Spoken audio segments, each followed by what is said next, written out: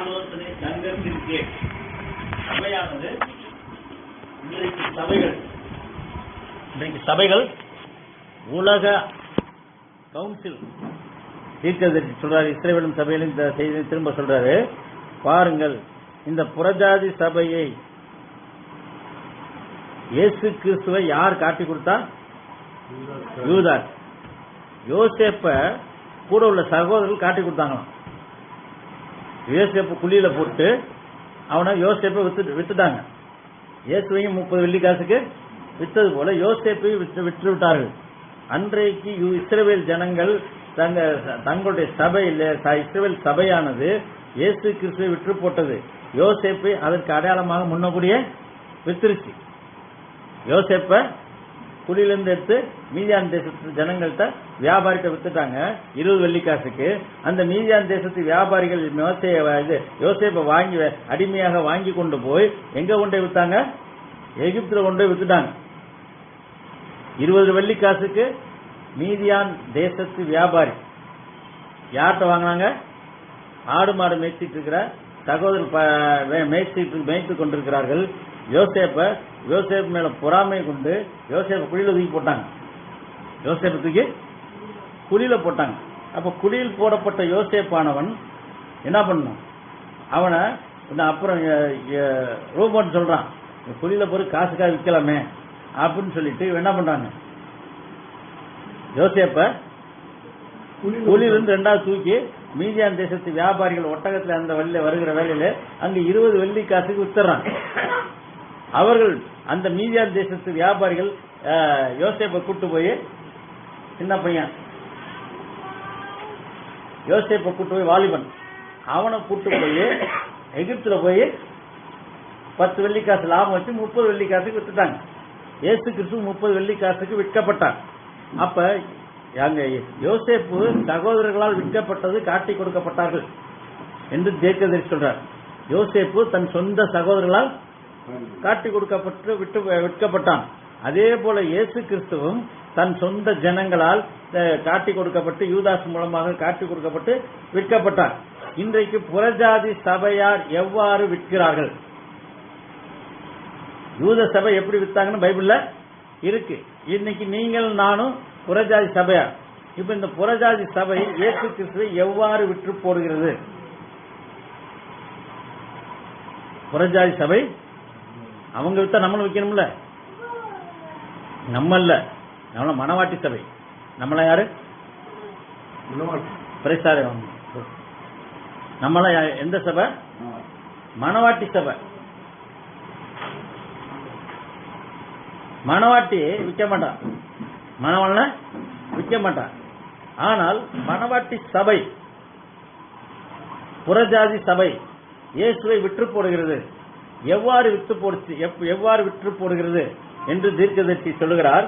எவ்வாறு விற்று போடுகிறதாம்? இந்த புறஜாதி சபையிலே காட்டி கொடுக்கப்படுதல் என்னவாக இருக்கிறது? அது ஒரு துரோகமாக இருக்கிறது அப்படின்னு சொல்லிட்டு இவர்கள் ஆவணங்களை பெற்றுக் கொண்டிருக்கிறார்கள்.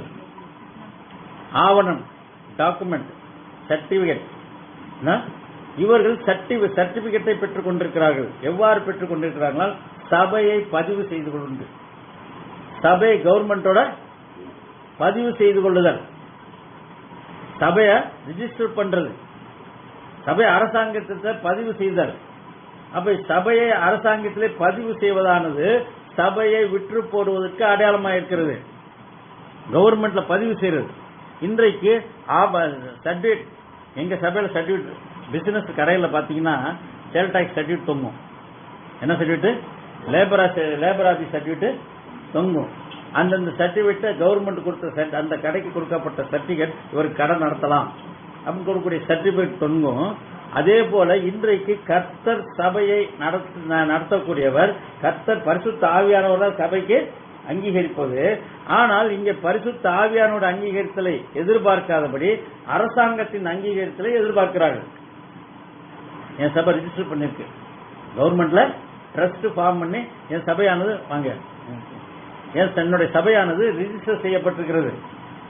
அப்ப சபை பதிவு செய்யப்படுதல் இயேசு கிறிஸ்துவை விற்று போடுதலாக இருக்கிறது. சபையை அரசாங்கம் நம்ம சபையை அங்கீகரிக்கிறது யார் அங்கீகரிக்கணும்? பரிசுத்த ஆவியானவர். இது ஜீவனுள்ள தேவனுடைய சபை என்று அங்கீகரிப்பதற்கு அடையாளமாக பரிசுத்த ஆவியானவர் சபையில் இருக்க வேண்டும். அவர் அங்கீகரிப்பதற்கு அடையாளமா அவர் சபையில பரிசுத்த ஆவியானவர் இங்கு இல்லை என்றால் பரிசுத்த ஆவியானவர் சபையை அங்கீகரிக்கவில்லை என்று அர்த்தம். புரியுதா உங்களுக்கு? கவர்மெண்ட் அங்கீகரிச்சு பிரயோஜனம் இல்ல. நம்ம சபைய இது அரசாங்கத்தால் அங்கீகரிக்கப்பட்ட சபை என்று அந்த சர்டிபிகேட் வாங்குவது அது வஞ்சிக்கப்படுதலாக இருக்கிறது. சபை பரிசுத்த ஆவியானவரை விற்று போடுதலாக இருக்கிறது. அன்னைக்கு இயேசுவை வித்து விட்டாங்க. அன்னைக்கு யாரை வித்தாங்க? இன்னைக்கு இயேசு வைக்கல. இன்னைக்கு யாரை விற்கிறாங்க? பரிசுத்த ஆவியானவரை. பரிசுத்த ஆவியானவர் எங்களுக்கு சபைக்கு அங்கீகாரம் கொடுக்க வேண்டாம், எங்களுக்கு கவர்மெண்ட் கொடுத்தா போதும். அப்ப பெரிய பெரிய ஸ்தாபன சபைகள், ரோமன் கேத்தலிக் சபை, சிஎஸ்ஐ சபைகள், மெத்தடிஸ்ட், பெரிய பெரிய சபைகள் அரசாங்க அங்கீகாரம் பெற்ற சபைகள். இன்றைக்கு நிறைய காரியங்கள் வந்து அரசாங்க அங்கீகாரம் பெற்றுக் கொள்கிறது. சில மெக்கானிக் பட்டியல அரசாங்க அங்கீகாரம் பெற்றது அப்படின்னு போட்டிருப்பான். ஏன் போட்டிருக்கிறான்னா கவர்மெண்ட் ஜீப்பு, போலீஸ் ஜீப்பு, கவர்மெண்ட்டுக்கு உள்ள வண்டிகள்லாம் அங்க வந்து ரிப்பேர் பார்க்கணும். கவர்மெண்ட் வண்டிகள்லாம் அங்க வந்து அரசாங்க அங்கீகாரம் பெற்றது. அதே மாதிரி ஸ்கூல்ல என்ன போட்டிருக்காங்க? அரசாங்கம் அங்கீகரிக்கப்பட்ட ஸ்கூல். அரசாங்கம் அங்கீகரிக்கப்படாமல் உள்ள ஸ்கூல் இருக்கு. அது ஸ்கூல்ல எல்கேஜி நடத்தலாம், யூகேஜி சின்ன பிள்ளைங்களுக்கு நடத்தலாம். ஆனால் அது சர்டிபிகேட் கொடுக்க முடியாது. அரசாங்க அங்கீகரிக்கப்பட்ட ஸ்கூல் தான் டிசி சர்டிபிகேட் எல்லாமே கொடுக்க முடியும். அப்ப அரசாங்க அங்கீகாரம் பெற்றிருக்க வேண்டும். அதே போல அது ஸ்தாபனங்கள் கவர்மெண்ட் அரசாங்கம் அங்கீகாரம் பெற்றுக் கொள்வதை அவர்கள் பெருமையாக நினைத்துக் கொள்கிறார்கள். கவர்மெண்ட் அப்ரூவ்டு சபை, கவர்மெண்ட் அப்ரூவ்டு சர்ச், இது எல்லாமே பிசாசுடைய அப்ரூவ்டு. பரிசுத்த ஆவியானோட அப்ரூவல் இல்லாம கவர்மெண்ட் அப்ரூவல் உள்ள சபை என்பது, கவர்மெண்ட் என்பது பிசாசு. ஏன் புறஜாதி சாம்ராஜ்யம் எங்க ஆரம்பிச்சது? புறஜாதி சாம்ராஜ்யம் பாபிலோன்ல ஆரம்பிச்சிச்சு. அப்ப பிசாசின் சாம்ராஜ்யம். ஆனால் அங்கே கர்த்தருடைய பிள்ளைகள் இருக்கிற வரைக்கும் அது அந்த காலம் பொற்காலமா இருந்தது. கர்த்தருடைய பிள்ளைகள் அங்கே இருக்கிற வரைக்கும் பொற்காலம். அந்த தலைமுறை முடிஞ்சதுக்கு அப்புறம் கர்த்தருடைய ஜனங்கள் மரித்த பிற்பாடு அது என்ன காலம் ஆயிடுச்சு? பொண்ணு என்னவா மாறிடுச்சு? பொண்ணு வெள்ளி ஆயிடுச்சு. போக போக கடைசியில மண்ணு கீழே என்ன வந்துருச்சு? களிமண்ணா போச்சு. இரும்பும் களிமண்ணும். அப்ப கவர்மெண்ட் அங்கீகரிக்கப்பட்ட அரசாங்கத்தினால் அங்கீகரிக்கப்பட்ட சபையானது களிமண். ஆனால் தேவன் இருக்கிற வரைக்கும் அது பொற்காலமா இருந்தது. அது புறஜாதி காலம், புறஜாதி யுகம் பொற்காலமாக ஆரம்பித்தது. அப்ப எப்பவுமே காலங்கள் கர்த்தர் சபையை ஆரம்பிக்கும் போது எல்லாம் நல்லா தான் இருக்கும். போக போக என்ன ஆகுது? விழுந்து போகிறது. போக போக விழுந்து போக ஆரம்பிக்கிறது. அப்போ ஒவ்வொரு சபையும், புறஜாதி சபை காலமும் அப்படிதான். முதலாம் பவுல் காலத்தில் சபை அனலா இருந்தது. எவ்வளவு அனலா இருந்து பேதுரு பிரசங்கம் பண்ண ஒரே மீட்டிங்ல 3000 பேர் ரட்சிக்கப்பட்டாங்க. ஆனா இப்ப எத்தனை பேர் ரட்சிக்கப்பட்டாலும் அடுத்த வருஷம் போய் பார்த்தா பின்மாற்றத்தில் போயிடறாங்க. எல்லாமே இயேசு ஏற்றுக்கொண்டார்கள். ஆனால் போக போக அவர்கள் அன்பு தணிஞ்சு போச்சு என்று வேதம் சொல்லுது. அவர்கள் அன்பு தனிந்து போய்விட்டது. அவர்கள் சத்தியத்தை விட்டு விலகி போய்விடுகிறார்கள். ஒவ்வொரு காலத்தையும் இஸ்ரவேல் ஜனங்களும் அதே போலதான். இஸ்ரவேல் ஜனங்கள் இயேசுக்கு கானான் தேசத்துல குடியேறின உடனே என்னாச்சு? கானான் தேசத்துல குடியேறின உடனே அவங்க கொஞ்சம் கொஞ்சமா தேவனை விட்டு விலகி போக ஆரம்பித்தார்கள். அது ஏற்கனவே ஆண்டவர் உபாகமத்தில் ஆரம்பித்து சொல்லிட்டாரு. நீ உன் தேசத்துல உன்னை குடிவித்த உடனே நீ நல்லா வாழும் பொழுது நீ என்ன மறந்துடுவ. நீ நல்லா வாழும்போது நீ என்ன மறந்துடுவ. அதுக்கு முன்னாடி நீ நல்லா தான் இருப்ப. நல்லா வாழும்போது என்ன பண்ணுவ?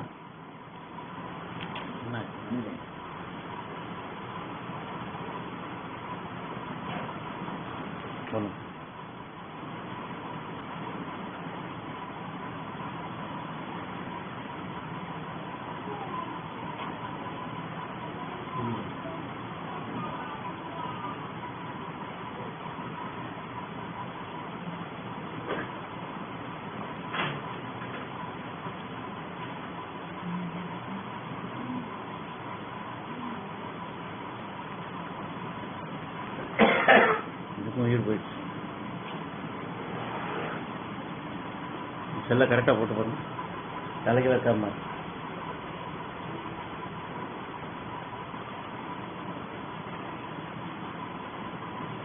கொஞ்சம் கொஞ்சமா சபை விழுந்து போகிறது. புறஜாதி சபை அவ்வாறு விழுந்து போய்விட்டது. ஆனால் புறஜாதி சபை கவர்மெண்ட் அங்கீகாரத்தை பெற விரும்புகிறது.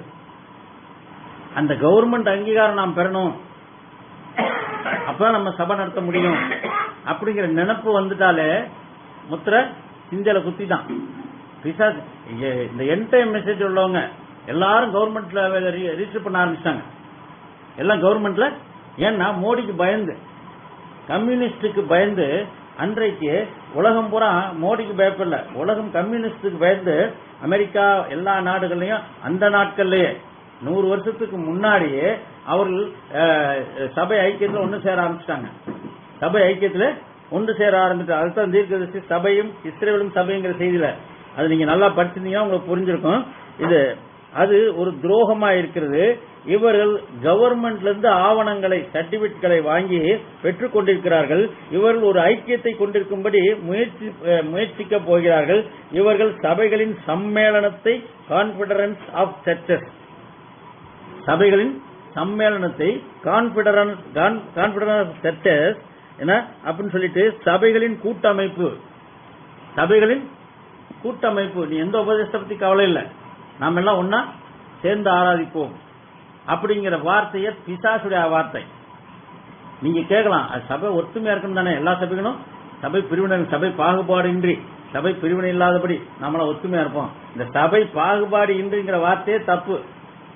சபை பாகுபாடு இன்றி நம்மெல்லாம் ஒரே சபையாக இணைந்து ஒன்னா ஊழியம் செய்வோம். இந்த வார்த்தை அநேகர் உபயோகிப்பார்கள், அநேக சபை ஸ்தாபனங்கள் உபயோகித்துக் கொண்டிருக்கிறது. நீங்க எப்படினாலும் இருங்க, நீங்க திருத்துவத்தில் இருக்கீங்களா இருந்துங்க, நீங்க ஒருத்துவத்தில் இருக்கீங்களா இருந்துங்க, நீங்க பிதாகவன் பரிசுத்தாவின் நாமத்தில் ஞானஸ்தானம் பெற்றீங்களா பெற்றுங்க, நாங்க கர்த்தராகிய இயேசுவின் நாமத்தில் ஞானஸ்தானம் பெற்றீங்க பெற்றுங்க, எல்லாம் ஒண்ணுதான். பிசாசு என்ன சொல்லுவோம், எல்லாம் ஒண்ணா, வாங்க ஒன்னா கை கோர்த்து ஆராதிப்போம். அப்ப நீங்க திருத்துவமும் ஒருத்துவமும் எல்லாம் ஒண்ணு சேர்ந்துருச்சு. நீங்க 3 கடவுள்னு விசுவாசிக்கிறாலும் சரி, ஒரு கடவுள் விசுவாசித்தாலும் சரி, 2 கடவுள்னு ஒரு திருத்துவம், ஒருத்துவம், இருத்துவம், நாட்கரத்துவம்னு 4 கடவுள் உள்ள சபை வரைக்கும் போயிடுச்சு. எகா விட்னஸ்காரன் இருத்துவக்காரன், எகா விட்னஸ்காரன் இருத்துவம். என்ன இருத்துவம், அவன் பரிசுத்தாவியே இல்லைன்னுவான். பரிசுத்தாவி இருக்கு, ஆனா அது ஒரு பொருள். பரிசுத்தாவிய ஆவியானவர் என்று அவன் ஏற்றுக்கொள்வதில்லை. பரிசுத்த ஆவியானவரை ஒரு ஆள் தத்துவத்தில் அவன் ஏற்றுக்கொள்வதில்லை. பிதா குமாரன் 2 பேர் தான். அதுவுமே பிதாவை தான் தொழுது கொள்ளணும், இயேசுவை தொழுது கொள்ளக்கூடாது. ஏன்னா குமாரன் வந்து செத்து போயிட்டார். குமாரன் வீடு பலி செலுத்தப்பட்டு விட்டார். யெகோவா தேவன் தான். அப்ப இயேசுவையே காப்பாத்துறதுக்கு யெகோவா தேவன் வரணும்.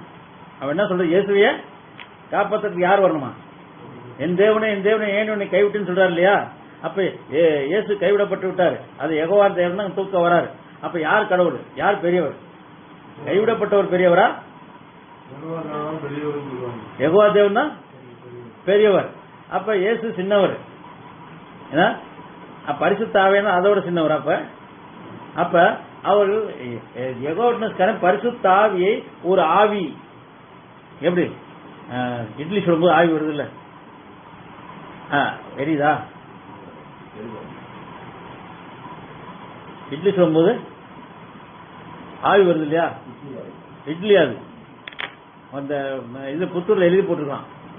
என்ன பரிசுத்த ஆவியினால் இட்லி அவிக்க முடியுமா அப்படின்னு சொல்லி ஒரு காலத்தை எழுதி போட்டிருந்தான். எங்க பெரியாஸ்பத்திரி பக்கத்துல யாரு தீக்காக்காரங்க, பரிசுத்த ஆவியினால இட்லி சொல்ல முடியுமான்னு எழுதி போட்டிருந்தான். அப்ப அவன் பரிசுத்த ஆவியை ஒரு பொருளா நினைக்கிறான். அதை எவ்வளவு பரிசுத்த ஆவியை ஒரு பொருளா நினைக்கிறான். அப்ப பரிசுத்த ஆவியானவர் என்பது தேவன் ஆவியா இருக்கிறார். யெகோவா தேவனா ஆவியா தான் இருக்கிறார். அந்த ஆவியான தேவன் மாம்சத்திலே வெளிப்படும் போதுதான் இயேசு கிறிஸ்து என்ற மானிட உருவத்திலே, சரீரத்திலே, சர்ப்பத்தின் உருவத்திலே தேவன் வெளிப்பட்டார். அந்த தேவன் வெளிப்படும் பொழுது அவர்கள் அதை ஏற்றுக்கொள்ள முடியவில்லை. ஆக 2 கருத்து உள்ள ஒன்னாக முடியுமா? பரிசுத்தாவிய பொருளா நினைக்கிறவன் ஒருத்தன், இன்னொருத்தன் 3 கடவுள் நினைக்கிறவன், 2 கடவுள் நினைக்கிறோம், 3 கடவுள் நினைக்கிறோம், நாமெல்லாம் ஒண்ணு, நாமெல்லாம் கிறிஸ்தவர்கள் என்ற போர்வையிலே ஒன்றாக ஐக்கிய வச்சுக்குவோம். ஏன்னா நமக்கு எதிரி மோடி தான் மெயின் எதிரி. உள்ள எதிரி தெரியல. உள்ள பிசாசு இவனுக்கு இவங்களுக்குள்ள பிசாசு இருப்பதை அவர்கள் அறிந்து கொள்ள முடியாதபடி கைகோர்த்துக் கொள்ளுகிறார்கள், தங்களை இணைத்துக் கொள்ளுகிறார்கள்.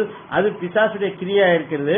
அது சர்ச் ஆஃப் காட் முதலாக தீர்க்கதரிசியோட அமெரிக்காவில் என்ன பண்ணணும், அமெரிக்காவில் உள்ள சர்ச் ஆஃப் கிரைஸ்ட் என்ற சபையானது ஏற்கனவே தங்களுடைய எல்லா சபைகளோடும் கூட்டமைப்பு ஏற்படுத்திவிட்டன.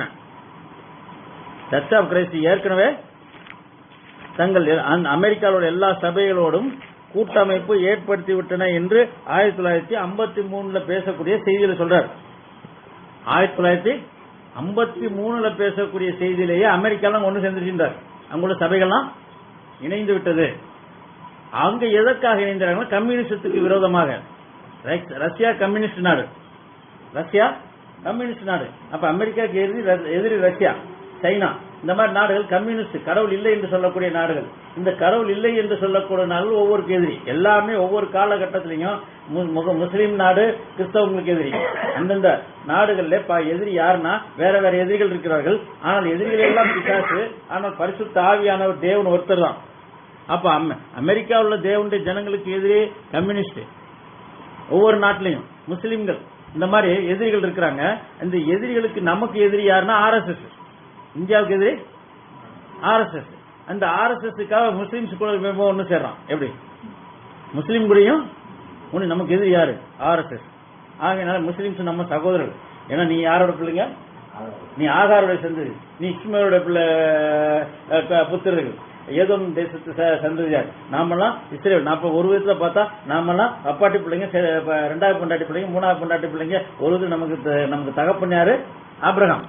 ஆக நம்ம எல்லாம் கை கோர்த்துக்குவோம் அப்படின்னு இந்த கை கோர்த்து கொள்ளுதல் கடைசியில முஸ்லீம் விக்கிரகாரன கூட எல்லாத்தையும் கை சேர்ந்துரு. ஆர்த்திக்காரன் மாரியம்மாள், நான் நீ மேரியும் மாரியும் ஒன்னு அங்க கை கொட்டான். அப்ப பிசாசு எவ்வாறு இணைந்து கொள்கின்றன? அதான் ஒரு ஊழியக்காரர் சொன்னாரு, 6000 பிசாசு ஒரு மனுஷன் கூட ஒத்துமையா இருக்குமா? லேகியோன் பிசாசுனா 6000 பிசாசுன்னு அர்த்தம். அந்த 6000 பிசாசு ஒரே மனுஷன், ஒரே சரீரத்துக்குள்ளே ஒரே மனுஷனுக்குள்ள ஒத்துமையா குடியிருக்கு. ஆனா 2 ஊழியக்காரன் ஒன்னா கூடியிருக்க மாட்டான், 2 விசுவாசி ஒன்னா கூடியிருக்க மாட்டான். ஒருத்தர் அரிசிவா ஒருத்தர். அப்ப பிசாசு எப்ப இயேசு அதான் சொன்னார், தனக்குத்தானே விரோதமா இருக்கிற எந்த ராஜ்யமும் நிலைத்திருக்க மாட்டாதே. நீ பிசாசின் தலைவனாக பேல் சொல்லி கொண்டு பிசாசுகளை துரத்துறன்னு இயேசு சொன்ன போது, நான் எப்படி பிசாசு தலைவர் கொண்டு துரத்த முடியும்? ஏன்னா பிசாசு ஒண்ணு கொண்டு எதிராவே இருக்காது. அதெல்லாம் ஒன்னா கை கோத்துக்கும், பிசாசுலாம் ஒன்னு சேர்ந்துக்கும். இப்ப பெந்தகோஸ்தே சபைகள் அந்த பிசாசோட நேரடியாக ஒண்ணு கோத்தா தெரிஞ்சிடும். அப்ப இன்டைரக்டா அதான் வஞ்சித்தல். பிசாசு உங்களை வஞ்சிக்கிறான். நேரடியா நான் பிசாசு, நீங்கள் தேவனுடைய பிள்ளை, 2 பேரும் ஒன்னா இருப்போம்னு சொன்னா நீங்க ஒத்துக்குவீங்களா? ஒத்துக்க மாட்டீங்க. அப்ப நான் என்ன பண்ணணும்? பிசாசு என்ன சொல்லணும்? நானும் கிறிஸ்தவன் தான், நானும் கிறிஸ்தவன் தான் சொல்லிட்டு அந்தி கிறிஸ்தவனும் நானும் கிறிஸ்தவன் சொல்ற கை கொடுக்கும்போது இப்ப சரி, இதான் வந்திக்கப்படுது. நேரடியா பிசாசு நான் பிசாசு, நீ தேவனுடைய பிள்ளை, வாங்க 2 பேரும் ஒத்துமையா இருப்போம் அப்படின்னு சொன்னா அது வஞ்சிக்கிறது கிடையாது. வஞ்சித்தல் என்றால் பிசாசு என்ன பண்ணும்? தன்னை கிறிஸ்து என்று காட்டிக்கொண்டு கை கொடுக்கும். அப்ப நீங்க என்ன பண்ணிடுவீங்க? ஒத்துமையா இருப்போம். ஏன்னா நமக்கு பக்கத்துக்கு இருக்கிற RSS அவன் தான் தொல்லை பண்ணிட்டு இருக்கான். ஏன்னா நம்ம இங்க உள்ள கிறிஸ்தவங்கள் அந்த இது ஆர்சி ஃபேமிலி விட, அந்த பக்கம் ஆர்சி ஃபேமிலி விட, இந்த பக்கம் ஆர்சி ஃபேமிலி விட, அதுக்கடுத்து ஒரு RSS இருக்குன்னு இந்த RSS மண்டை உடைக்கும் அவன் அதிகாரம் பண்ணக்கூடாது அப்படின்னு கிறிஸ்தவங்களை ஒண்ணு சேர்ந்தது போல எல்லா சபைகளும் ஒண்ணு சேர்ந்து கொண்டு செய்வதுதான் அந்தி கிறிஸ்துவின் முத்திரை. அவ்வாறு சபையின் சம்மேளனம், அப்ப கான்ஃபெடரன்ஸ் ஆஃப் சர்ச்சஸ் என்று அமெரிக்காவிலே சர்ச் ஆஃப் கிரைஸ்ட் சபை மூலமாக அங்க எல்லாம் ஏற்கனவே ஒன்று கூடிவிட்டன. எல்லாமே ஒன்று கூடிச்சு. அதுதான் அப்ப ஒன்று கூடுதல் என்பது வஞ்சித்தல். இன்றைக்கு தீர்க்கதரிசி செய்தி, இப்ப நம்ம அதெல்லாம் ஒரு மேட்டரே இல்ல. நமக்கு இந்த கடைசி எண்ட் டைம் மெசேஜ்காரன் போய் அதுல போய் சேர்றது. இவன் நேரடியா சேர மாட்டான். இவனும் நேரடியா நான் எண்ட் டைம் மெசேஜ், நாங்கள் பிரண்ணாம விசுவாசிக்கிறவங்க அப்படின்னு சொல்றேன். இவங்க எதுல சேர்றான்? சேர்றதுன்னா அப்போ 2:10 ஞானஸ்தானம் கொடுத்தவங்க கை கொடுக்குறான். எப்படி ஒன்லி ஜீசஸ் குரூப் கூட இவன் கை கொடுக்குறான். இவன் எதுல கை கொடுக்குறான்? இவன் திருத்துவத்துல கை கொடுக்க மாட்டான், திருத்துவக்காரன் கூட கை கொடுக்க மாட்டான். இவன் யாரு கை கொடுக்குறான்? தஞ்சாவூர் ஆசீர்வாதம் குரூப், ஏன்னா டாக்டர் ஸ்டீபன் குரூப் இப்ப அப்போஸ் 2:38 படி ஞானஸ்தானம் எடுத்தவங்க எல்லாம் நம்மளாம் ஒண்ணுமா. இந்த அப்போஸ் 2:38 ஞானஸ்தானம் எடுத்தா அவன் திருத்தூர்ல கை கொடுத்துருக்கான். அவன் அந்த பக்கம், அவன் உங்களுக்கு இந்த பக்கம் கை கொடுக்கான். ஒரே செயின் மாதிரி கை கொடுக்கறதுன்னா உங்க பக்கம் நாமெல்லாம் அப்போஸ் 2:38 படி ஞானஸ்தானம் எடுத்தோம் இங்க கை கொடுத்துக்கிறான். அந்த பக்கம் திருத்துவக்காரன்ட்ட அப்போஸ் 2:38 கத்ரா இயேசு நாம ஞானஸ்தானம் எடுக்கிறதும் பிதாகுமான் பரிசுத்த ஞானஸ்தானம் எடுக்கிறது ஒண்ணுதான் சொல்லி அவங்க கை கொடுத்துக்கிறான். கரண்ட் என்ன ஒருத்தர் எலக்ட்ரிக் கம்பத்தை தொட்டாலும் அது வரிசையா பிடிச்சா எல்லாம் என்ன பண்ணும், எல்லாம் சேர்ந்து ஆக வேண்டியதான். அதே போல சபை ஐக்கியம் வஞ்சிக்கப்படுதல். இப்ப அரசாங்கத்திலே சபைகளை ரிஜிஸ்டர் பண்ணிட்டாங்க. எல்லா சபைகளும், நிறைய சபைகள் யாரா ரிஜிஸ்டர் பண்ணாங்கன்னு எனக்கு தெரியல. ஆனால் என்னோட பார்வையில நமக்கு அவங்கள ஆராய்ச்சி பண்ண வேண்டிய அவசியம் நமக்கு இல்ல. ஏன் நீ ரிஜிஸ்டர் பண்ணா என்ன பண்ணட்டான்னா நமக்கு நம்ம பாதிப்பதில்லை. ஏனென்றால் இன்னைக்கு எல்லாமே கவர்மெண்ட் ரிஜிஸ்டர் பண்ணி அங்கே சபை ஐக்கியத்தோடு இன்டைரக்டா சேர்ந்து ரிஜிஸ்டர் பண்ணீங்கனாலே அவன் நீங்க நாம சேர்க்க வேண்டியது அவன் அந்த கேட்டகரியில அவன் சேர்த்துறான். அந்த கேட்டகரியில அவன் எப்படி எஸ்சி எல்லாம் ஒரே லிஸ்ட், எஸ்டி எல்லாம் ஒரே லிஸ்ட், பேக்வர்ட் கிளாஸ் எல்லாம் ஒரே லிஸ்ட். அப்ப நிறைய கேஸ்ட் இருக்கும், அது பேக்வர்ட் நிறைய இருக்கு, பார்வேர்ட்ல நிறைய இருக்கு. அது போல ஜாதி வாரி பிரிக்கிறது மாதிரி அங்கே 10 வகை அமைப்புல அவன் பிரிக்கிறான்.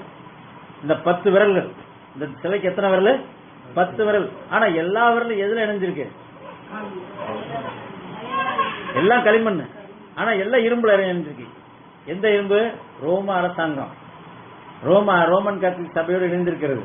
ரோமன் கேத்தலிக் சபையானது தன்னுடைய வஞ்சகத்தன்மையை, மிருகமானது, அந்தி கிறிஸ்தானது, போப்பாண்டவர் மூலமாக நம்ம எல்லாம் ஒன்னா இருக்கணும் அப்படின்னு சமாதானம், உலக சமாதான தூதுவராக அவர் இருக்கிறார். உலகத்தின் சமாதான தூதுவர். நம்ம சபைகளுக்குள்ள நம்ம சண்டை போட்டுக் கூடாது, நம்ம ஒத்துமையா இருக்கணும் அப்படின்னு சொல்லுகிற வேலையில இந்த அப்போஸ் 2:38 ஞானஸ்தானம் கூட நம்ம கூட ஒத்துமையா வரலாம்னு பாக்குறான். இவன் அவனை சேர்த்துக்கிறான். கடைசியில் நம்ம எல்லாம் கவர்மெண்ட் ரிஜிஸ்டர் பண்ணணும். அப்ப இந்த ரிஜிஸ்ட்ரேஷன் ஆனது எவ்வாறு இருக்கிறது என்றால், இது சொல்றாரு, சத்தியத்து நிமித்தமாக இணங்க மறுக்கும் எந்த ஸ்தாபனத்திலும் சேராத ஒரு கூட்டம் இருக்கும். சத்தியத்து நிமித்தமாக இணங்க மறுக்கும் எந்த ஸ்தாபனத்திலும் சேராத ஒரு கூட்டம் இருக்கும். அந்த கூட்டமானது அவர்கள் சத்தியத்து நிமித்தம் உபத்திரப்படுவார்கள். சத்தியத்து நிமித்தம் உபத்திரப்படுவார்கள். கடைசி நாட்கள்ல சத்தியத்து நிமித்தம் உபத்திரப்படக்கூடிய சூழ்நிலை வரும். ஆனா மனவாட்டிக்கு உபத்திரப்பட மாட்டார்கள். ஆனால் உபத்திரப்படக்கூடிய யார் என்றால் கைவிடப்பட்ட புத்தி இல்லாத கன்னி. அவர்கள் தங்களை மனவாட்டி என்று நினைத்துக் கொண்டிருப்பவர்கள்.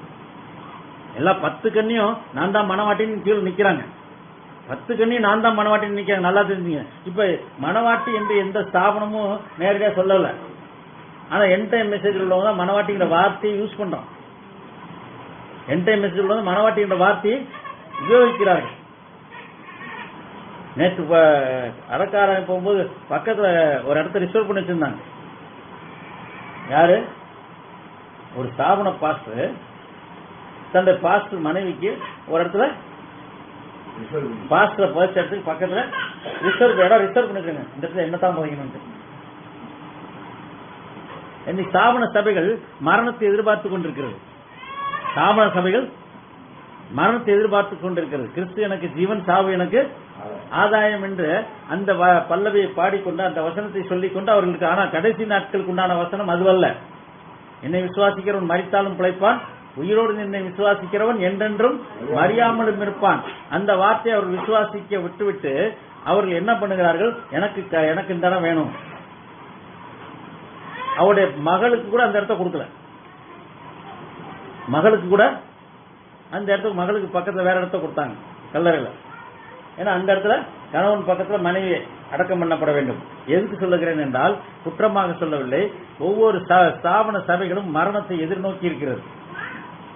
அதே விசுவாசத்தில் எண்ட் டைம் செய்தியில் உள்ளவர்கள், கடைசி கால செய்தியில் உள்ளவர்கள், தீர்க்கதரிசி செய்தியில் உள்ளவர்கள், லௌகிக சபை காலத்து தீர்க்கதரிசி செய்தியில் உள்ள ஒவ்வொருவரும் மரணத்தை எதிர்பார்த்து கொண்டிருக்கிற இந்த எண்ட் டைம் மெசேஜ் சபைகள் நிறைய இருக்கு.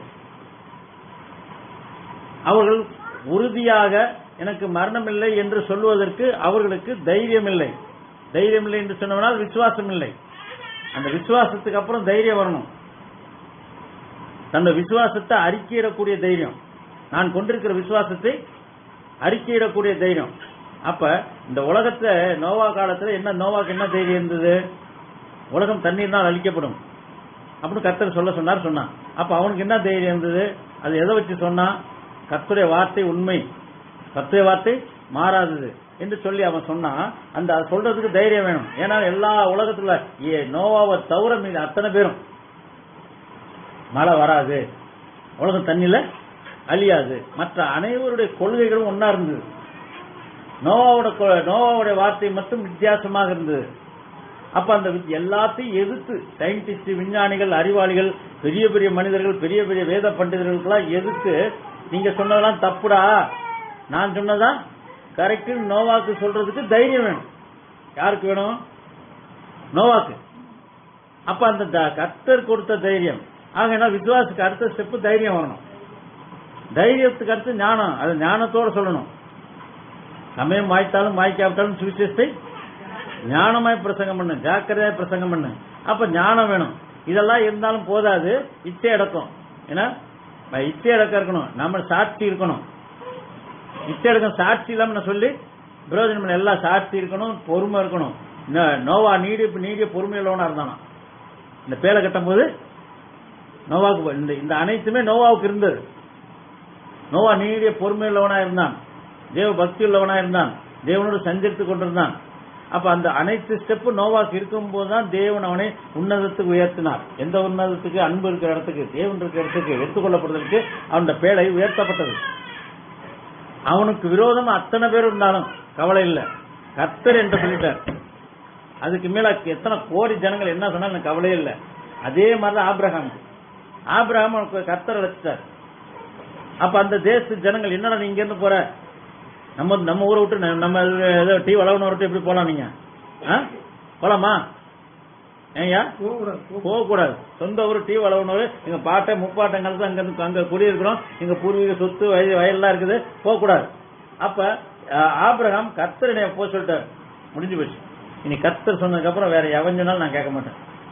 அதே போல தேவனுடைய வார்த்தை உங்களுக்கு வருகிறவில்லை. தேவனுடைய வார்த்தைக்கு அப்புறம் என் மனைவி சொன்னாலும் சரி, என் புருஷன் சொன்னாலும் சரி, என் பிள்ளைங்க சொன்னாலும் சரி, எனக்கு கேட்க வேண்டிய அவசியமே இல்ல. அடுத்தவனை பத்தி பேச்சு கிடையாது.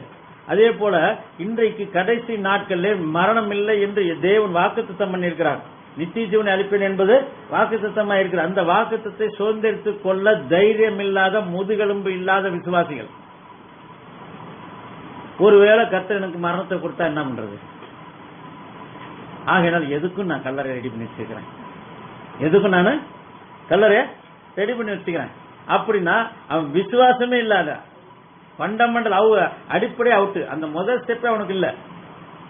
தைரியம் வரலன்னா விசுவாசம் இல்லைன்னு அர்த்தம்.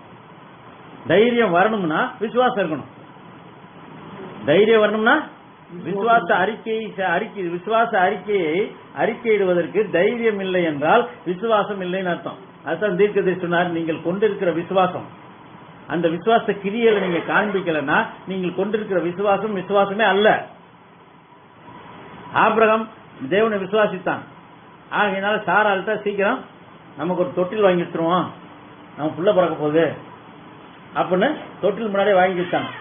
அதே போல மரியாதை என்ன பண்ணாலும் அவளும் ஒரு கன்னிகை கற்பதே குமாரனை பெறுவாள்னு சொன்னோன்னா இவன் முன்னாடி தொட்டில் ஏன்னா குழந்தை பிறக்கிறதுக்கு உண்டான எல்லாத்தையும் ஆயத்தம் பண்ண ஆரம்பிச்சா. ஏன்னா கடைசி நேரத்துல ஃபீடிங் பாட்டில் வாங்கணும், குழந்தை பிறந்தோன்னா அது வாங்கணும், குழந்தை படுக்கிறதுக்கு கொசுவால தொட்டில வாங்கணும்ட்டு இதெல்லாம் முன்ன கூட ஆயத்தம் பண்ண ஆரம்பிச்சாங்களாம். அப்ப ஆயத்தம் பண்ணும்போது அதுதான் கிரியை, விசுவாசத்தின் அடிப்படையிலே செய்யக்கூடிய கிரியை. அப்ப விசுவாசத்தின் அடிப்படையிலே நான் மர்வமாகிவிட்டேன் என்று நீங்கள் விசுவாசிக்கணும். அப்ப அந்த விசுவாசம் வரும்போது டெய்லி உடம்ப தொட்டு பாத்துக்கிறாங்க. யாரு? ஆபிரகாம் சாராலாம் தாங்கள் மர்வமாவதை எதிர்பார்த்து கொண்டிருக்கிறார்கள். தூங்கி இருந்துட்டு மட்டும் கண்ணால போய் பார்ப்பாங்களாம், நான் மர்வம் ஆயிட்டேனா. அப்பொழுது அது சரீர பிரகாரமான மர்வமாகுதல். இப்பொழுது உங்கள் மனம் புதிதாக இருந்தாலும் முதல்ல மர்வம் ஆகணும், உள்ளான மனுஷன் மர்வம் ஆகணும், சரீரத்துல பலன் வரணும், சரீரத்துல வியாதி தாக்கக்கூடாது. இன்றைக்குள்ள மகிமையின் சரீரம், தேவன் வாசம் பண்ணக்கூடிய சரீரத்துல வியாதி வராது. வியாதி வந்து ஜெபம் பண்றது குணமாவது ரெண்டாவது, வியாதியே வராம இருக்கிறது. அதான் தீர்க்கதரிசி எனக்கு பீட அழைப்பிலே எனக்கு நம்பிக்கை இல்லை என்று சொல்கிறார். பீட அழைப்புனா ஆல்டர் கால், ஒரு மீட்டிங் நடத்திட்டு இயேசு ஏற்றுக்கொண்டாலும் வாங்க, யார் யாருக்கு ஜெபம் பண்ணணுமோ அவங்கள முன்னாடி வாங்க அப்படின்னு எல்லாரும் கூப்பிடுவாங்க. ஜெபம் பண்ண விரும்புறவங்களா முன்னாடி வாங்கன்னு, அவங்கள அவிசுவாசின்றார். அவங்கள யாரு? எனக்கு ஜெபம் பண்ணி விடுங்கன்னு தலையை நீட்டுறவங்களா அவிசுவாசி. ஏன்? விசுவாசம் அறுவடையான விசுவாசம். ஏன்? உங்க ஜெபத்தை ஆண்டவர் கேட்க மாட்டாருன்னு ஒரு நல்ல கெட்ட விசுவாசம். என்ன? ஏன் ஜெபத்தை ஆண்டவர் கேட்க மாட்டாரு, இவர் ஊழியக்காரத்தை தலையை நீட்டினோம்னா இவர் ஜெபிச்சு அவர் கேட்பாரு, ஆண்டவர் கேட்பாருன்னு சொன்னா, அப்ப உங்க மேல உங்களுக்கு நம்பிக்கை இல்ல, ஆண்டவர் மேல உங்களுக்கு நம்பிக்கை இல்ல. எனக்கு யார் ஜெபம் பண்றது? நான் கர்த்தருடைய பிள்ளை, நான் கேட்டா அவர் கொடுப்பாரு, நான் கேட்டா அவர் கொடுப்பாரு. அப்ப கர்த்தருடைய பிள்ளை, எனக்கு எல்லா உரிமையும் இருக்கு, நான் மனவாட்டி, எனக்கு கொடுக்காத யாருக்கு கொடுக்க போறார்? அப்ப அந்த உரிமை இருக்கிறது. ஆகையினால் நீங்களே நேரடியாக தேவனிடத்துல கேட்டு பெற்றுக்கொள்ள வேண்டும். உங்களுக்கு இடையில புரோக்கரு, கமிஷன் ஏஜென்ட் யாருமே ஜெபத்துல தேவையில்லை. கேளுங்கள் தரப்படும் தான் சொன்னாரு. உங்க பாஸ்டர் மூலமாக கேளுங்கள், உங்க ஊழியக்காரர் மூலமாக கேளுங்க அப்படின்னு. இன்னொரு வேற யாராவது நல்லா ஜெபிக்கிறவங்களா பார்க்கணும். ஒருத்தர் என்ன கேட்டார், நல்லா ஜெபிக்கிறவங்களா இருந்தா சொல்லுங்க. ஏன் என்னங்கன்னு கேட்டா, ஏன் என்னங்கன்னு கேட்டா, எனக்கா அவங்களுக்கு ஜெப குறிப்பு எழுதி கொடுக்கணும், எனக்கா அவங்ககிட்ட ஜெப குறிப்பு எழுதி கொடுக்கணும். ஆமா, இவர் படுத்து தூங்குவாரு, இவர் வேலை, ஆனா இவருக்காக இன்னொருத்தர் ஜெபிக்கணும். அப்ப உங்க ஜெபமும் கேட்கப்படாது, அவர் ஜெபிச்சாலும் கேட்கப்படாது, அவர் ஜெபிச்சாலும் கேட்கப்படுவதில்லை. அப்ப தேவனுடைய விசுவாசம், தேவன் கொடுக்கிற விசுவாசத்தை உங்க கிரியையில காட்டணும். கிரியையில்லாத விசுவாசம் செத்தது. அப்ப கிரியையில காட்டாம, அப்ப நீங்க கிரியையில வேற மாதிரி காட்டினீங்கன்னா, நீங்க உங்க விசுவாசத்துக்கும் இதுக்கும் உடன்படாமல் இருந்தால் நீங்கள் தவறாக இருக்கிறீர்கள். எனக்கு மரணம் இல்லை, எனக்கு கல்லறை தோட்டம் தேவையில்லை, எனக்கு நித்திய ஜீவன் இருக்கு, எனக்கு மரணம் இல்லை என்ற அறிக்கையிட வேண்டும். அது ஆகையினாலதான். ஆனால் இன்றைக்கு சபைகள் மரணத்துக்குள்ளாக சென்று கொண்டிருக்கிறது. இது கூட்டமா சேர்ந்து சொல்லக்கூடிய வாக்கு தத்தம் அல்ல. இது மனவாட்டி தனிப்பட்ட முறையில வாங்க எல்லாம் சேர்ந்து கர்த்தரை ஆராதிப்போம், ஆராதிக்கலாம், சேர்ந்து ஜெபிப்போம்.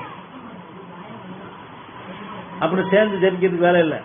நீ ஜெபம் பண்ண வரணும், உன் அறை வீட்டு கதவை போட்டு உன் உள்ள அந்தரங்கத்தில் பார்க்கிற உன் பிதாவிடத்துல கேள். நீங்க ஜெபம் பண்ற ரூம்ல இருந்து ஜெபம் பண்ண வெளியே உள்ளாலும் தெரியக்கூடாது.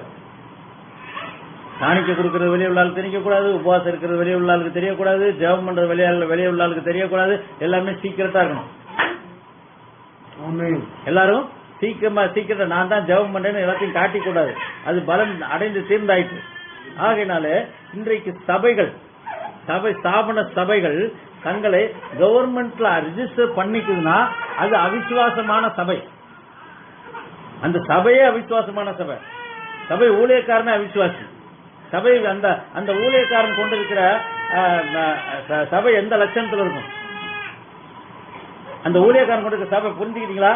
இன்னைக்கு ஸ்தாபன சபைகள் ஏன் சபையை ஒட்டுமொத்தமா வராதுன்னு சொல்ல நினைக்கிறாங்கன்னா, அந்த ஊழியக்காரன் எந்த அளவு சபைக்கு ஃபீட்பேக் கொடுத்து, எந்த அளவு வார்த்தையை போஷிச்சிருப்பான், எந்த அளவு வார்த்தையை அவங்களுக்கு கற்றுக் கொடுத்துருப்பாங்க. அப்ப அந்த வார்த்தைய ஒண்ணுமே இல்லை. அப்ப யாராவது சத்தியத்தை கொடுத்து பேசும்போது அந்த சபை ஜனங்கள் மிகுந்த ஆவலோடு கேட்கிறாங்க.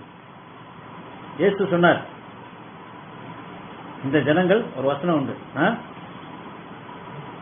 இந்த ஜனங்களுக்காக பரிதபிக்கிறேன், ஜனங்களுக்காக பரிதபிக்கிறேன்.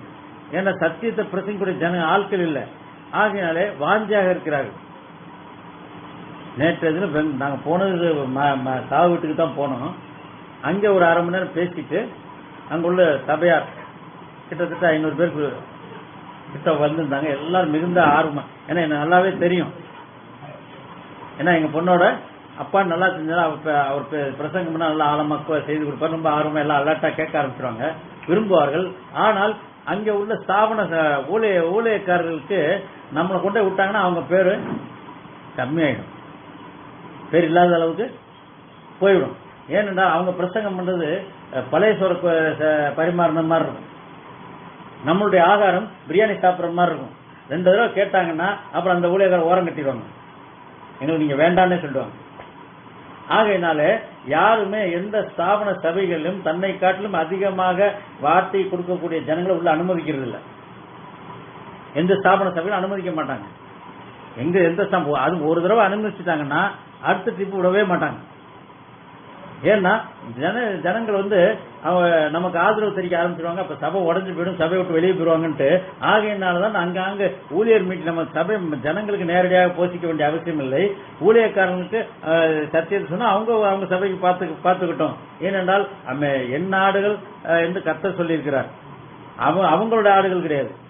ஆகையால் கர்த்தர் அவருடைய ஆடு எங்க இருந்தாலும் அதை கிளப்பிடுவார்.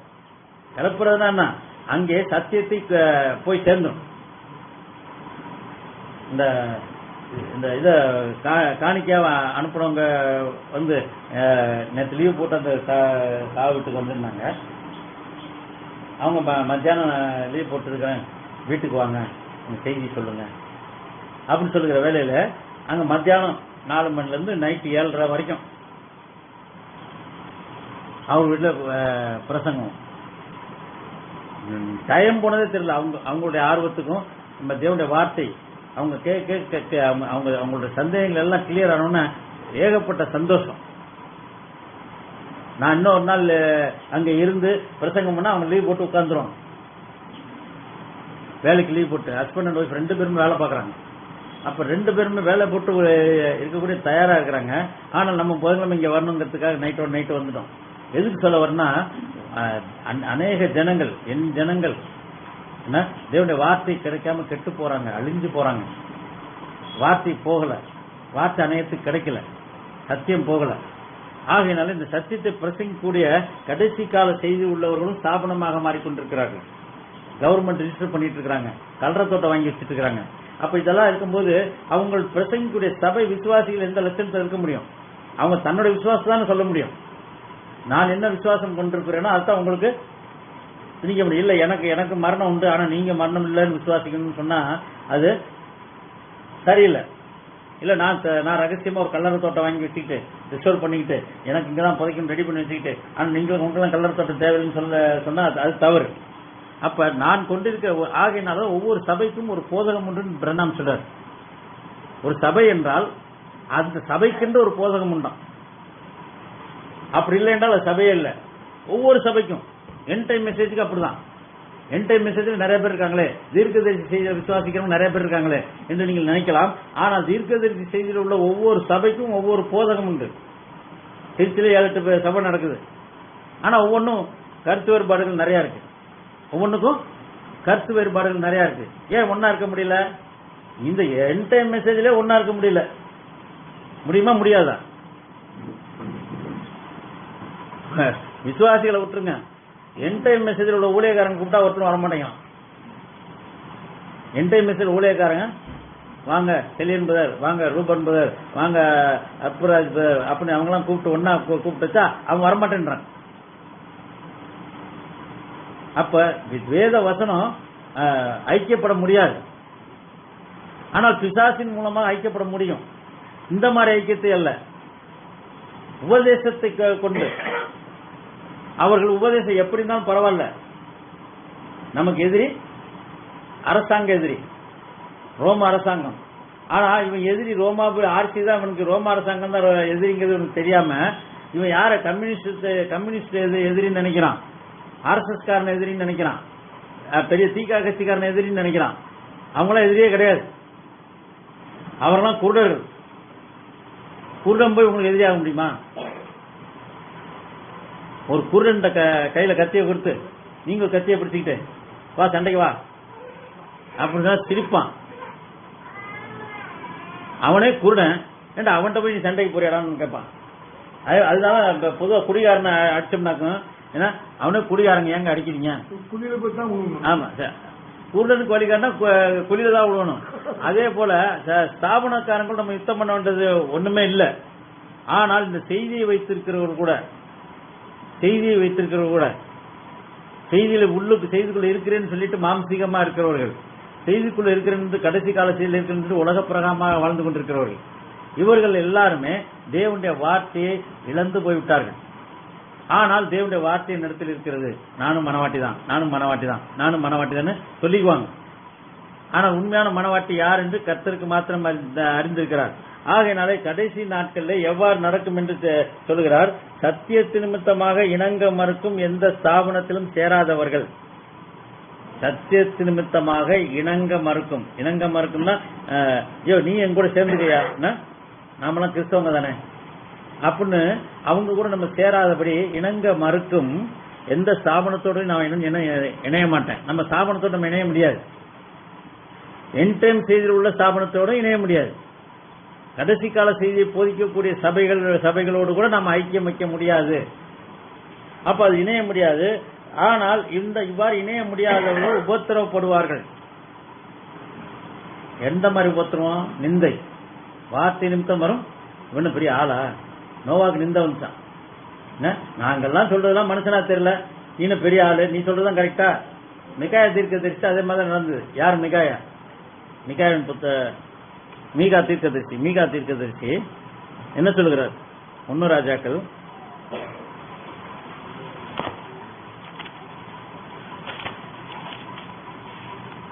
1 ராஜாக்கள்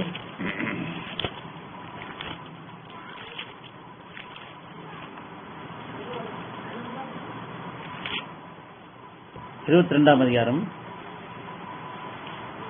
1 வாசிங்க. 1 ராஜாக்கள் 22. சீரியருக்கும்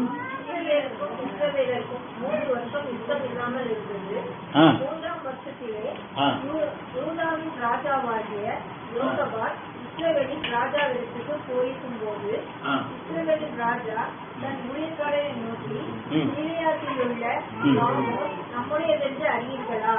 நாம் அதை சீரிய ராஜாவின் கையிலிருந்து பிடித்துக் கொள்ள. கீலேயாத்தில் ராமோத் என்ற பட்டணத்தை நாம் சீரிய ராஜாவிடமிருந்து பிடித்துக் கொள்ள வேண்டும். சீரிய ராஜாவின் கையிலிருந்து பிடித்துக் கொள்ளாமல் சும்மா இருப்பானேன் என்று சொல்லி யோசபாத்தை நோக்கி, கீலேயாத்தில் உள்ள ராமோத்தின் மேல் யுத்தம் பண்ண என்னோட கூட வருகிறீரா என்று கேட்டார். யாரு கேட்டா? இஸ்ரவேலின் ராஜா யார்கிட்ட கேட்டாரு?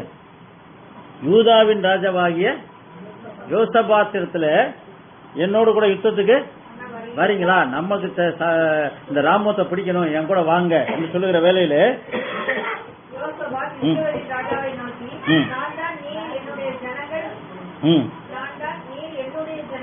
நான் தான் நீர் என்னுடைய ஜனங்கள். அப்ப இது என்ன இருக்கு? கை கோர்த்துக்கிறான். நான் தான் நீர். ஆர்சி தான் புரோட்டஸ்டன்ட், பிஎல்சி சிஎஸ்சி தான் ஒண்ணு. நான் தான் நீங்க ரெண்டு எல்லாம் கிறிஸ்தவங்க தானே. இங்க இஸ்ரவேலின் ராஜாவும் கிறிஸ்தவன், யூதாவின் ராஜாவும் கிறிஸ்தவன். 2 பேரும் இஸ்ரேல் இருந்து யூதாவை 2ஆ பிரிச்சார் தேவன். யூதாவின் இஸ்ரேல் 2ஆவே பிரிச்சு இஸ்ரேல் ராஜாக்கள் தனியா, யூதா ராஜாக்கள் தனியா பிரிச்சார். ஆனா அந்த 2 ராஜாவும் அங்க ஒண்ணு சேர்ந்து நாமெல்லாம் ஒண்ணு. கிறிஸ்தவங்கெல்லாம் நமக்கு எதிரியாரு? RSS, இந்து முன்னணி, சிவசேனா, இந்த மாதிரி பிஜேபி, இவங்கெல்லாம் நமக்கு எதிரி. ஆக நம்ம ஒண்ணு சேர்ந்து கொள்வோம் என்று அவர்கள் ஒன்று சேர்ந்து கொண்டு என்ன சொல்றாங்க? வாசிங்க. நான் தான் நீர், நீர் தான் நான், என்னுடைய ஜனங்கள் உம்முடைய ஜனங்கள்.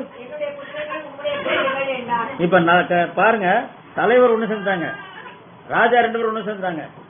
பலியாவது யாரு? பலியாவது யாரு? என்னுடைய ஜனங்கள் உன்னுடைய ஜனங்கள். அவங்க எந்த ஜனமும் ஒண்ணு சேரல, கீழே உள்ள ஜனங்கள் ஒண்ணு சேரல. ராஜாவும் நம்ம சேர்ந்து யுத்தம் பண்ண அடிபட்டு சாவது ஜனங்கள் தானே, அடிபட்டு சாவது ஜனங்கள் தான். ஆகையினால நான் தான் நீர், நீர் தான் நான், நாம 2 ஒண்ணு சேர்ந்துக்கோன்னு சொன்னா, ஆனா கடைசியில் யுத்தத்துல சாவ போறது கூட ஜனங்கள். அதே போல தலையெல்லாம் ஒண்ணு சேரும், ஊழியக்காரங்க எல்லாம் ஒண்ணு சேருவாங்க. ஆனா அப்பாவி ஜனங்கள் இத பத்தி ஒண்ணுமே தெரியாது அவங்களுக்கு. அவங்க என்ன பண்ணுவாங்க?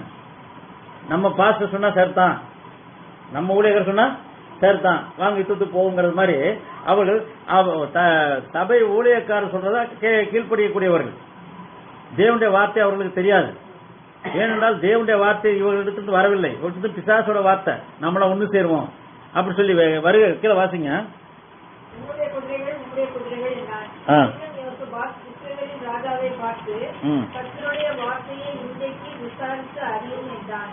அப்பொழுது இஸ்ரவேலின் ராஜா வேதப்படிய 400 தீர்க்கதரிசிகளை கூடி வரச் செய்து, நான் கீலேயாத்தில் உள்ள ராமோத்தின் மேல் யுத்தம் பண்ண போகலாகாதா என்று அவர்களை கேட்டதற்கு அவர்கள் போம், ஆண்டவர் ராஜாவின் கையில் ஒப்புக் கொடுப்பார் என்றார்கள். போம், ஆண்டவர் ராஜாவின் கையில் ஒப்புக் கொடுப்பார் என்றார்கள்.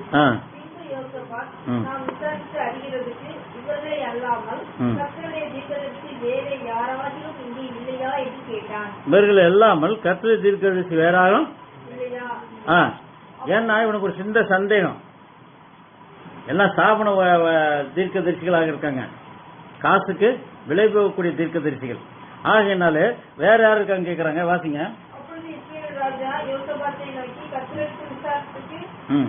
இம்லாவின் குமாரனாகிய மிகாயா என்னும் இன்னும் ஒருவன் இருக்கிறான். இன்னும் ஒரு பையன் இருக்கான், வில்லங்கமான பையன். அந்த தீர்க்கதரிசி எப்ப பார்த்தாலும் நமக்கு எதிரியா தான் பேசுவான். எப்ப பார்த்தாலும் எதிரியா தான் பேசுவான். தூக்கம் வருதா யாருக்கும்?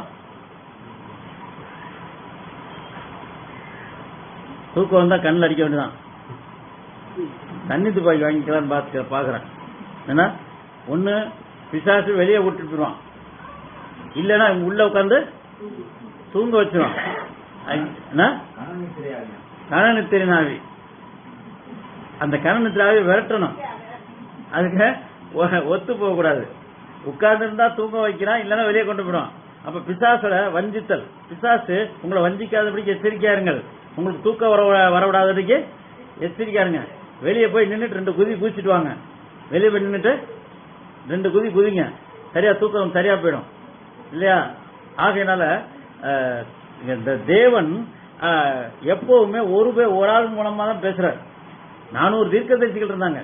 400 தீர்க்கதரிசிகிட்டையும் பொய்யினாவி. கீழே வாசிங்க. ஆனாலும் நான் அவனை பகைக்கிறேன். அவன் என்னை குறித்து நன்மையாக அல்ல தீமையாகவே தீர்க்கதரிசனம் சொல்கிறவன் என்றான். அவன் என்னை குறித்து நன்மையாக அல்ல தீமையாகவே தீர்க்கதரிசனம் சொல்கிறவன் என்றான். அதற்கு யோசபாத், ராஜாவே அப்படி சொல்ல வேண்டாம் என்றான். அப்பொழுது இஸ்ரவேலின் ராஜா பிரதானிகளில் ஒருவனை கூப்பிட்டு, இம்லாவின் குமாரனாகிய மிகாயாவை சீக்கிரமாய் அழைத்து வா என்றான். இஸ்ரவேலின் ராஜாவும் யூதாவின் ராஜாவாகிய யோசபாத்தும் சமாரியாவின் ஒளிமுக வாசலுக்கு முன்னிருக்கும் விசாலத்திலே ராஜ வஸ்திரம் தரித்துக் கொண்டவர்களாய் அவரவர் தங்கள் சிங்காசனத்தில் உட்கார்ந்திருந்தார்கள். இப்ப நீங்களும் அந்த தீர்க்கதரிசிகள் என்ன சொல்லப்பா, என் கூட சேர்ந்துக்க. 400 தீர்க்கதரிசியோட நீ சேர்ந்துக்க. 400 தீர்க்கதரிசி. அப்ப மெஜாரிட்டி யாரு? எல்லாம் கர்த்தருடைய தீர்க்கதரிசி தான். அது வேடிக்கை என்னன்னா, எல்லாருமே யாரு? நாங்களாம் கர்த்தருடைய ஊழியக்காரங்கிறப்பா, நாங்களாம் கிறிஸ்தவங்க, நாங்க கர்த்தருடைய தீர்க்கதரிசி. பரிசுத்தாவி அந்நிய பாஷை எப்படி பேசுறாரு பாருங்க. இவர் தீர்க்கதரிசனம் சொல்றாரு. இவர் ஜெபம் பண்ண குணமாவது உடனே வியாதிகள் சுத்தமாகிறது. அப்ப எங்களை பார்த்து என்ன நினைக்கிற? நாங்களும் கர்த்தருடைய தீர்க்கதரிசிகள், நீ என் கூட சேர்ந்துக்க. ஆகனால நாங்க சொல்றபடி நீயும் சொல்லு, நாங்க என்ன சொல்றோமோ அதேபடி நீங்களும் சொல்லு. வாசிங்க. சகல தீர்க்கதரிசிகளும் அவர்களுக்கு முன்பாக தீர்க்கதரிசனம் சொன்னார்கள். கேனானாவின் குமாரனாகிய சிதேக்கியா தனக்கு 2 கொம்புகளை உண்டாக்கி, இவைகளால் நீ சீரியரை முற்றி நிர்மூலமாக்கி போடுவீர் என்று கர்த்தர் சொல்கிறார் என்றான். அது பெரிய தீர்க்கதரிசி சிதேக்கியா என்ன சொன்னான்? இரும்பு கொம்புகளை உண்டாக்கி இவைகளை சீரியரை முற்றி நிர்மூலமாக்கி போடுவீர் என்று கர்த்தர் சொல்கிறார் என்றான். சகல தீர்க்கதரிசிகளும் அதற்கு இசைவாக தீர்க்கதரிசனம் சொல்லி, கீலேயாத்தில் உள்ள ராமோத்துக்கு வாய்க்கும்.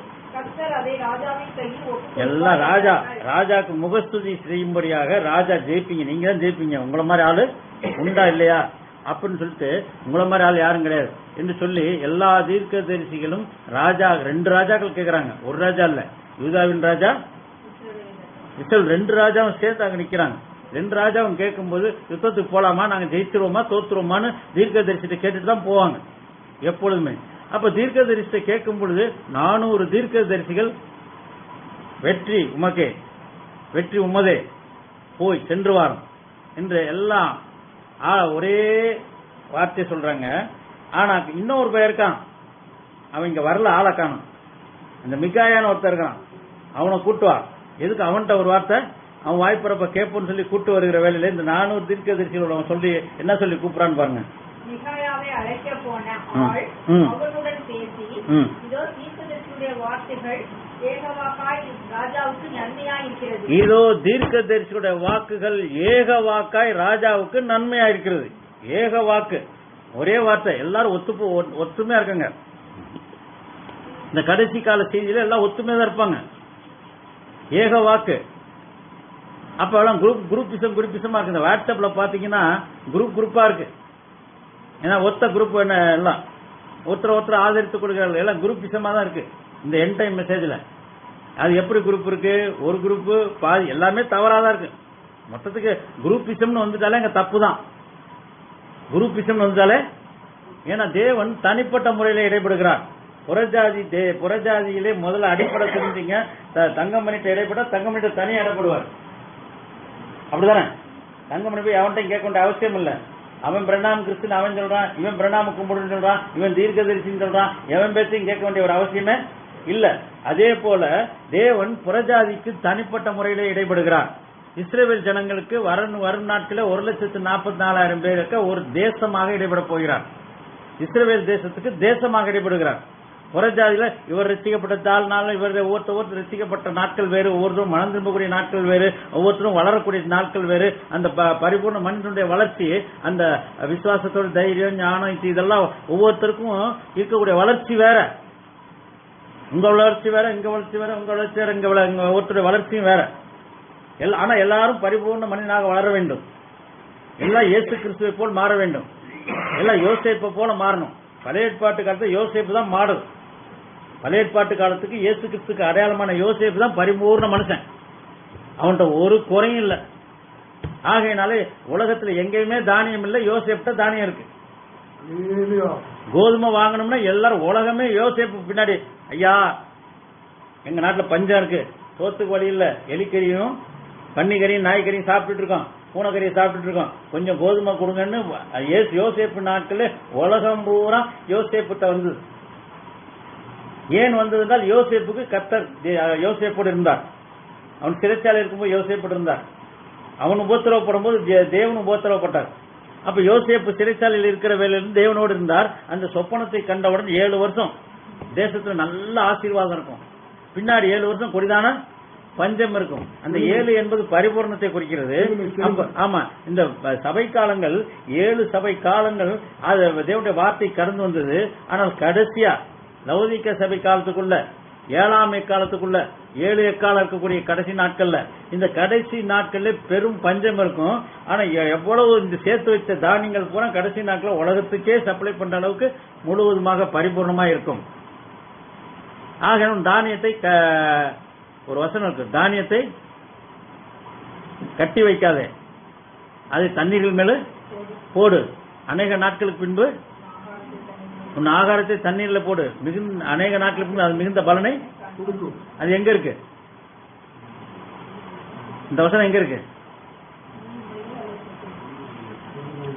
நீதிமொழி அல்ல பிரசங்கி. பாருங்க, உன் ஆகாரத்தை தண்ணீர்ல போடு,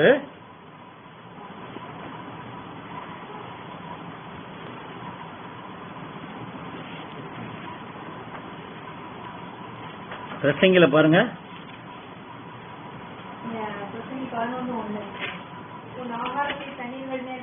உன் ஆகாரத்தை தண்ணீர் மேல் போடு,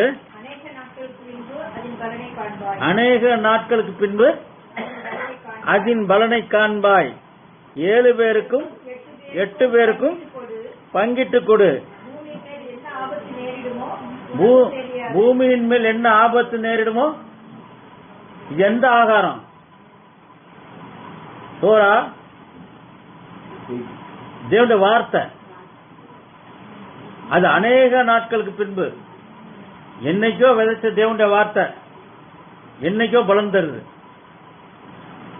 என்னைக்கோ விதைச்சது. இந்த கடைசி கால செய்தி பொட்டி ஜோசப் ரொம்ப காலத்துக்கு முன்னாடியே வந்துச்சு. 40 வருஷம் 45 வருஷம் கழிச்சு இப்ப அதை உணர்கிறார். அதே மாதிரி நிறைய பேருக்கு உங்களுக்கு ஏற்கனவே இந்த கழுகின் செய்தி, இந்த தீர்க்கதரிசி செய்தி, இது ரொம்ப நாளைக்கு முன்னே வந்து அப்பெல்லாம் அசால்ட்டா இருந்திருக்காங்க. ஆனால் அந்த ஆகாரமானது விதை எப்பயோ போடுறோம், அது ரொம்ப நாள் கழிச்சு சில விதை முளைக்கும், தண்ணி படாமையே இருக்கும். ரொம்ப நாள் கழிச்சு தண்ணி பட்டோம்னா அது முளைக்கும். அப்ப விதை முளைக்கணும்னா உங்களோட தண்ணியாக பரிசுத்தாய் ஊற்றப்படணும். தேவனுடைய வார்த்தை உங்களுடைய இதயத்தில் இருக்குமானால் அது பரிசுத்தாய் ஊற்றப்பட்டதா அது முளைக்கும். அப்போ உன் ஆகாரத்தை தண்ணீரில் மேல் போடு. தண்ணீர் என்பது ஒரு விதத்துல திரளான ஜனங்கள். தேவனுடைய வார்த்தையை திரளான ஜனங்களுக்கு பிரசங்கம் பண்ணு. பலனை எதிர்பார்க்காத, பலனை நீ விதைச்சிட்டு போய்கிட்டே இரு. ஆகையினால் உன் ஆகாரத்தை தண்ணீரில் போடு, அநேக நாட்களுக்கு பின்பு அதன் பலனை காண்பாய். 7 பேருக்கும் 8 பேருக்கும் பங்கிட்டுக் கொடு. 7 என்பது பரிபூர்ணம், 8 என்பது நித்தியம்.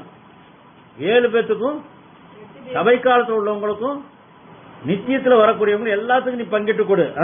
பூமியின் மேல் என்ன ஆபத்து நேரிடுமோ தெரியாது. பூமியின் மேல் என்ன ஆபத்து நேருது? உண்மையான ஆபத்து என்னது? பஞ்சம்தான் ஆபத்து. பஞ்சம்தான் ஆவிக்குரிய பஞ்சம், அதுதான் ஆபத்து. நெல்நடுக்கம் வந்தானா போன செத்தா பரவத்துக்கு போறான். நீ சரியா இருந்தீங்கன்னா என்ன பண்ணும்? அன்றைய நாட்களே ஆரம்ப நாட்களே ரத்த சாட்சியா மறிச்சாங்க. எத்தனை பேர் வாளால் அறுப்பு உண்டார்கள், சிங்கத்து கபில தூக்கி போட்டாங்க. எவ்வளவோ ரத்த சாட்சியா மறிச்சவங்க அவங்க கவலைப்படல. ஏன்? அவங்க நித்திய ஜீவன் உண்டு. ஆனால் இங்க பூமியில உள்ள ஆபத்து என்பது நிலநடுக்கமோ பூகம்பமோ மரணமோ கிடையாது. வார்த்தை கிடைக்காத ஆபத்து, ஆகாரம் கிடைக்காது, செய்தி கிடைக்கலன்னா அதை காட்டில ஆபத்து ஒண்ணுமே இல்லை. செய்தி கிடைச்சு நீங்க நித்திய மறித்தாலும் கவலை இல்லை. கிறிஸ்து எனக்கு ஜீவன், தாவு எனக்கு ஆதாயம். எனக்கு தேவனுடைய வார்த்தை எனக்கு வந்துருச்சு. நான் இன்னைக்கு செத்தா நாளைக்கு பரலோகம் போவேன்னு எனக்கு நம்பிக்கை இருக்கு அப்படிங்கிற பயப்பட மாட்டான். ஆனா இன்னைக்கு செத்தா நாளைக்கு நான் பரலோகத்துக்கு போகிறேனோ இல்லையோங்கிற சந்தேகம் உள்ளவன் தான் பூமியில ஆபத்தை கண்டு பயப்படுவான். ஆகையினால எந்த ஆபத்து வரும் நமக்கு தெரியாது. ஆனால் வார்த்தை கிடைக்கும் போது நீங்க பங்கிட்டு கொடு. தேவனுடைய வார்த்தை நமக்கு தெரிஞ்சவங்களுக்கு சொல்லு, 4 பேருக்கு சொல்லிதான் ஆகணும்.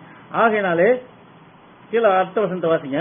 மேகங்கள் நிறைந்திருந்தால் மழையை பூமியின் மேல் பொழியும். மரமானது தெற்கே விழுந்தாலும் வடக்கே விழுந்தாலும் விழுந்த இடத்திலேயே கிடக்கும். காற்றை கவனிக்கிறவன் விதைக்க மாட்டான். காற்றை கவனிக்கிறவன் விதைக்க மாட்டான். மேகங்களை நோக்குகிறவன் அறுக்க மாட்டான். மேகங்களை நோக்குற அறுக்க மாட்டான். எதையும் நீ பார்க்காத, கையில காசு இல்லைன்னு பார்க்காத, இறங்கு. கர்த்தர் நிச்சயம் நடத்துவார். கர்த்தரை நடத்தல் நீங்க இருந்தீங்கன்னா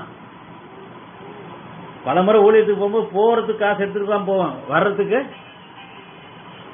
காசு யாராவது கொடுப்பாங்க. போறதுக்கு காசு இருக்குதா? வண்டி ஏறிடுறது. போறதுக்கு காசு இருந்தா போதும். ஏன் என்று சொன்னால் கர்த்தர் வழி நடத்துவாரானால் அங்க ஆயத்தம் பண்ணி வச்சிருப்பார். சாரி பார்த்து வீட்டுல ஆயத்தம் பண்ணி வச்சிருக்காரு, நீ போ அப்படின்னு எலியாவை அனுப்புனாரு. ஆக ஒன்றுக்கும் கவலை இல்லை. நேற்று பெங்களூருக்கு போறது கையில காசு இல்ல, மரண செய்தி வந்துருச்சு, கட்டாயம் போயே ஆகணும்.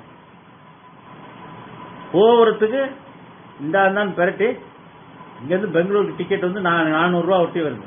400 ரூபாய் போக, 400 ரூபாய் வர, 400 ரூபாய், 2 பேத்துக்கு 800 ரூபாய் போக, 800 ரூபாய் வர, 800 ரூபாய். அங்க பஸ் ஸ்டாண்ட்ல இருந்து வீட்டுக்கு போறதுக்கு ஆட்டோவே 250 ரூபாய் 300 ரூபாய் கேட்கறோம். ஓலால புக் பண்ணி. ஏன்னா பெரிய சிட்டி இல்லையா, அங்க நம்ம டவுன் பஸ் எல்லாம் பழக்கம் கிடையாது, ஒன்றும் கிடையாது. அப்ப அங்க போகும்போது கடைசியில தடுமாறி கொண்டுதான் பஸ் ஸ்டாண்டுக்கு போய் கொண்டிருக்கிறோம். ஒரு போன் வருது. போன் வந்து உடனே வாங்க, வீடு வித்ததுக்கு பணம் போடுறேன், வீடு வித்ததுக்கு ஒரு அட்வான்ஸ் ஒரு 4 லட்சம் போடுறேன் அப்படின்னு போன் வருது.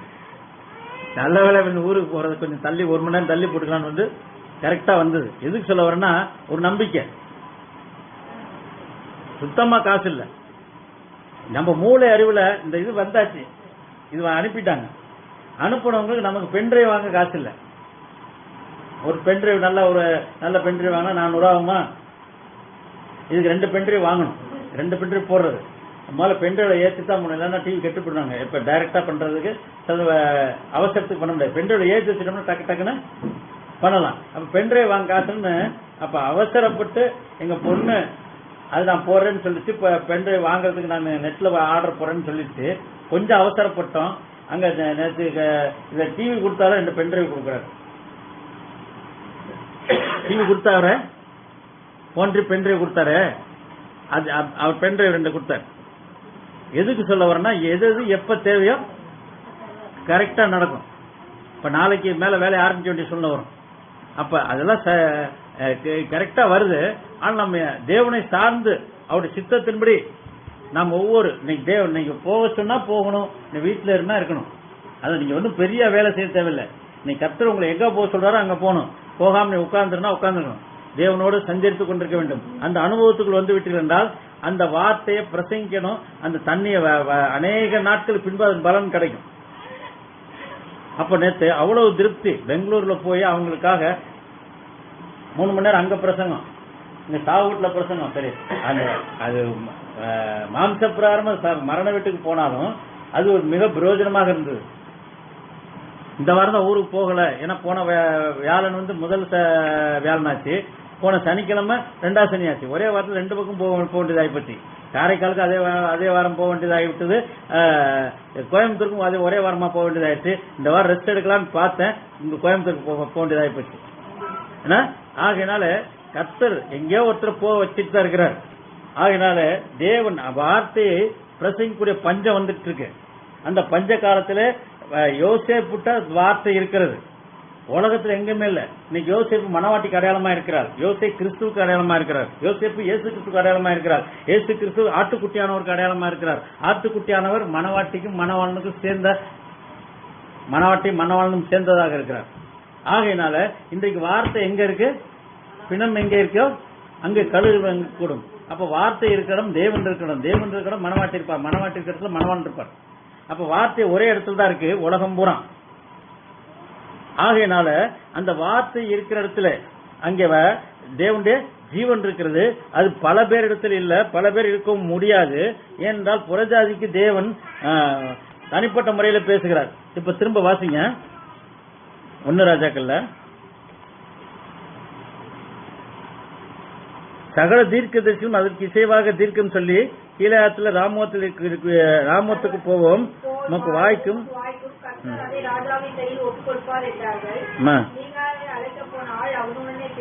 மிகாயாவை அழைக்க போன ஆள் அவனுடனே பேசி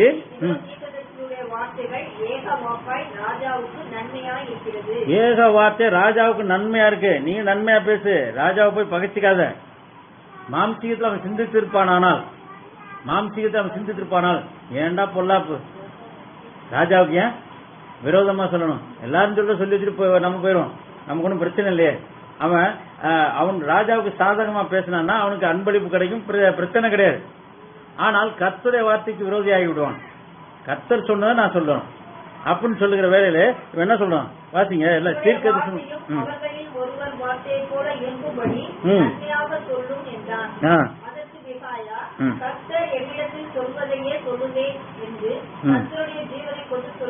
கர்த்தர் சொல்றத சொல்வேன், நான் நன்மையா சொல்றேன்னா தீமையா சொல்ற என்னோட காரியம் அல்ல.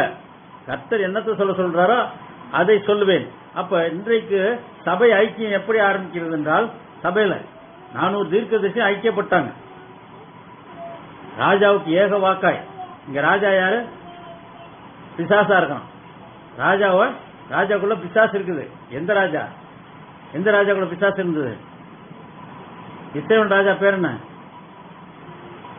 யூதாவின் ராஜா பேரு யோசபாத்து. இஸ்ரவேல் ராஜா பேர் என்ன? ஆகாப், எசபேலோட புருஷன். இஸ்ரவேல் ராஜா பேர் என்ன? ஆகாப். 21 28 வாசிங்க. அப்பொழுது கர்த்தருடைய வார்த்தை திஸ்பியனா எலியாவுக்கு உண்டாகி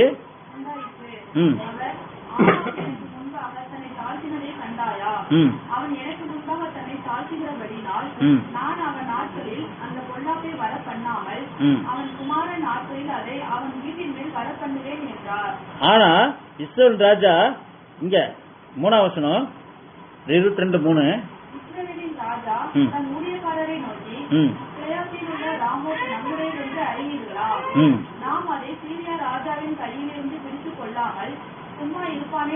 இப்ப அங்க இஸ்ரவேல் ராஜா ஆகாப் ராஜா அவன் காலத்துல அவன் தன்னை தாழ்த்தினான், அதனாலதான். ஆனால் அவன் எசபேல் பேச்சை கேட்கிறவன். ஆகாப் யார் பேச்சை கேட்கிறவன்?